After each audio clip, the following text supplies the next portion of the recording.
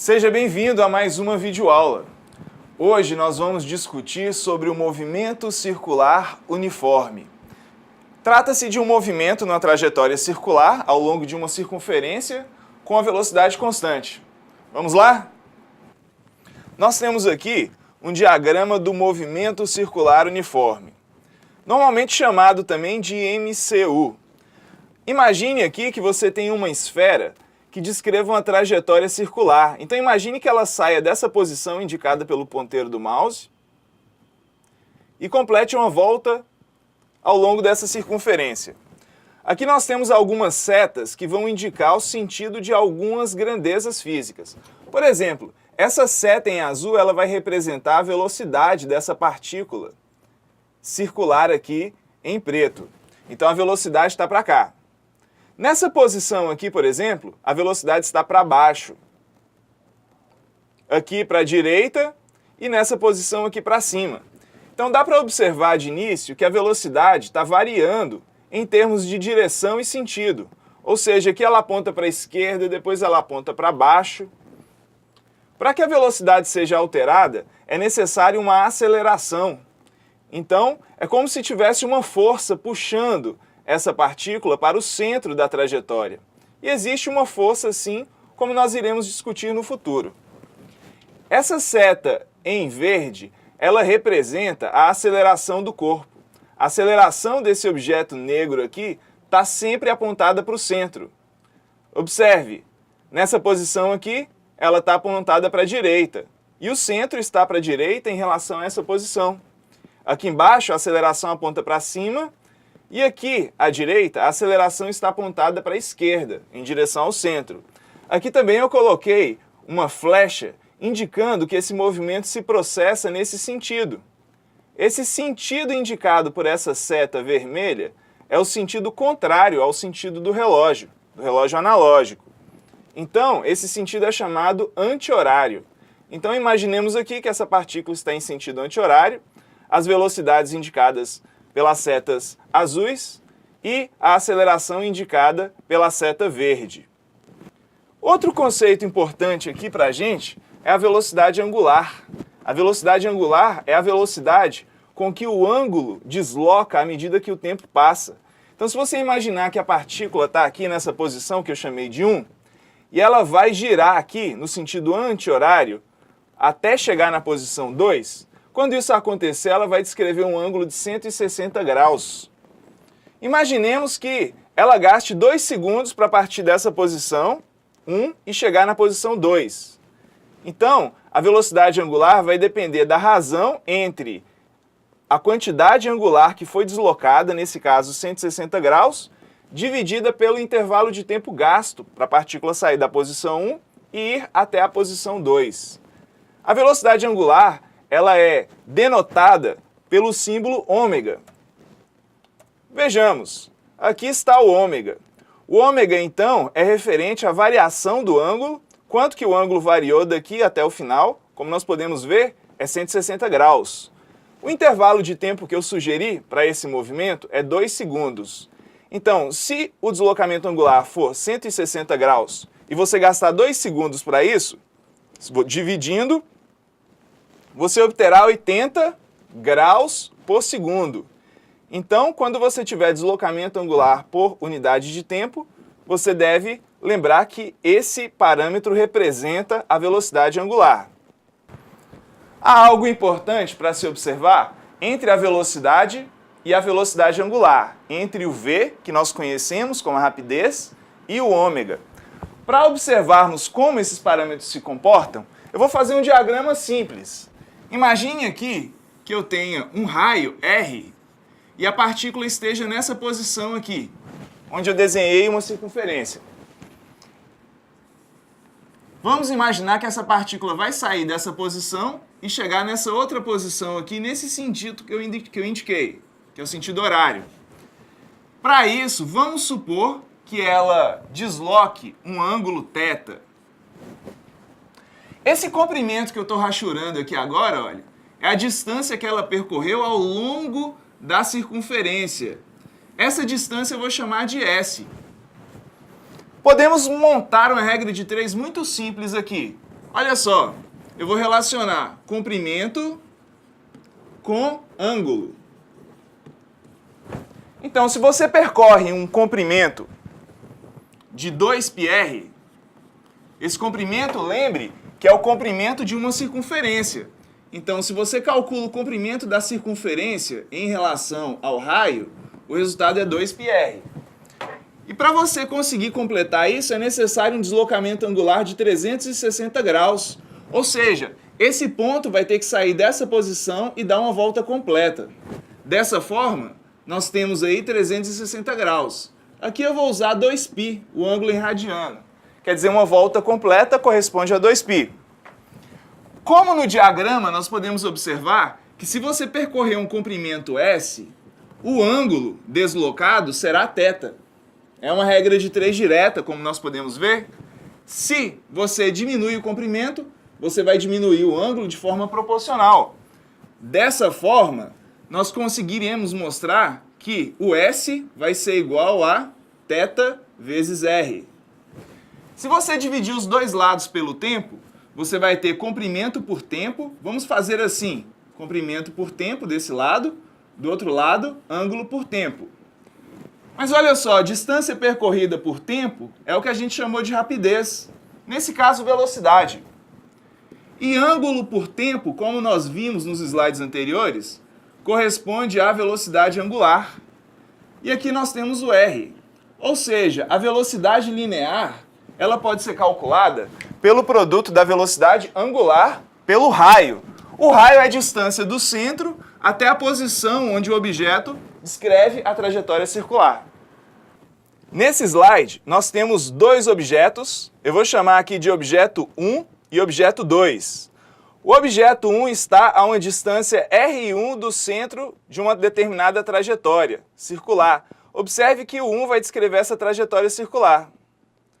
O 2 também descreve a trajetória circular, porém ela está a uma distância maior em relação ao centro da trajetória circular, que eu chamei de R2. Nós sabemos aqui que se esse bloco, essas duas esferas estiverem conectadas a uma haste, quando você girar a haste, as duas vão girar juntas. E como a esfera 1 está mais próxima do centro, o raio 1 é menor, a velocidade linear dessa esfera 1 será menor. Aqui, por esse exemplo, deve ser mais fácil entender, por esse diagrama.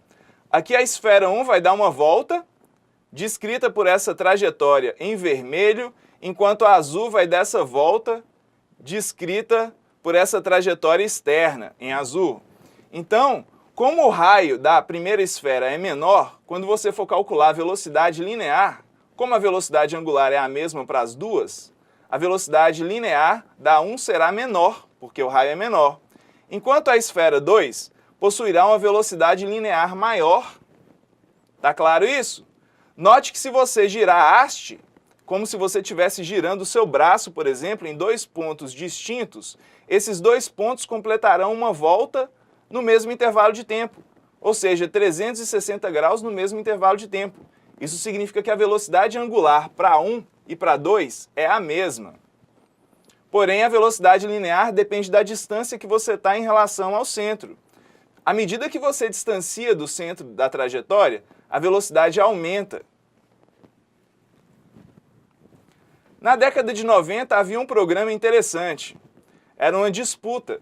Então haviam discos que giravam com velocidades angulares distintas e em sentidos distintos. E o participante deveria pular de disco em disco até completar a prova. Ele deveria chegar do outro lado da piscina. Dependendo da posição que ele pisasse nesse disco, ele era arremessado lateralmente e cairia na piscina, perdendo a prova. Então a grande sacada dessa prova era você tentar pular o mais próximo possível do centro. Lembremos, a velocidade que te desloca para a lateral é a velocidade linear. E ela depende da posição que você está em relação ao centro. Quanto mais distante do centro da trajetória, quanto mais próximo da borda desse disco, maior é a velocidade lateral, a velocidade que te lança para o lado. Então a ideia é você pular próximo do centro. Se você conseguisse pular exatamente no centro, a velocidade lateral seria nula. Na prática, você não consegue porque alguma parte do seu pé fica fora do centro da trajetória. Então, você é deslocado para a lateral.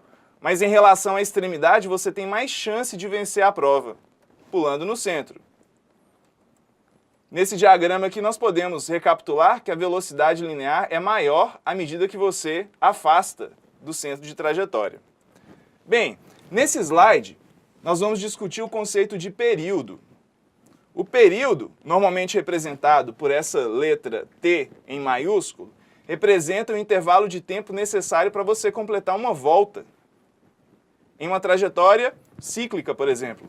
Então, se você está numa trajetória circular, nessa posição indicada pelo ponteiro, se você der uma volta completa e gastar 2 segundos para isso, significa que o período é 2 segundos. É o tempo necessário para que um ciclo seja completado. Tudo bem com o conceito de período? Vamos para o próximo. Aqui nós temos o conceito da frequência. Vamos supor que você dá 5 voltas em 1 segundo. Quer dizer, essa esfera dá 5 voltas, completa 5 voltas ou 5 ciclos e gasta para isso 1 segundo. A quantidade de ciclos por unidade de tempo é chamada frequência. Então, se você der 5 voltas por segundo, significa que sua frequência é 5, dividido por segundo. Então, existe uma unidade de medida mais apropriada para a frequência. Ela é chamada Hertz e denotada pelo símbolo H maiúsculo, Z minúsculo, Hz.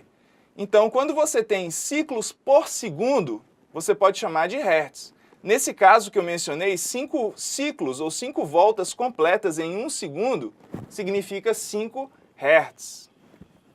Existe outra unidade muito comum, que é o RPM. Inclusive, existe uma banda com esse nome, não é?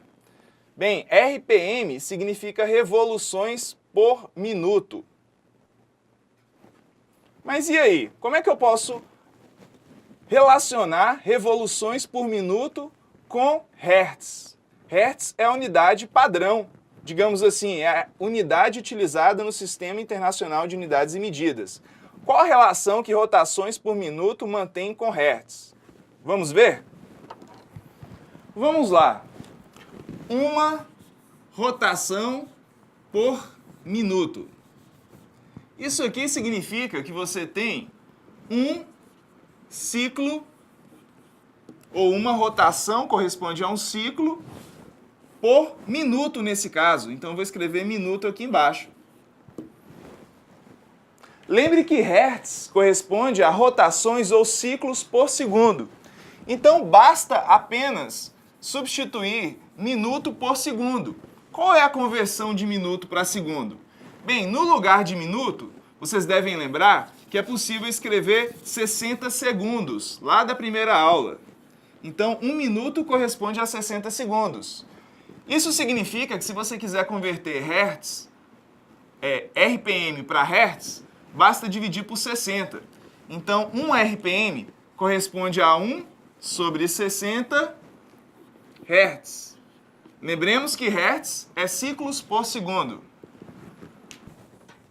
Ok, então vimos que RPM corresponde à frequência e 1 RPM é a fração de 1 sobre 60 Hz.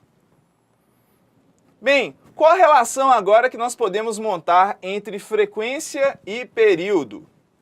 Olha só, nós sabemos que frequência é a quantidade de ciclos por unidade de tempo e período é o intervalo de tempo necessário para um ciclo. Vocês perceberam que são conceitos inversos?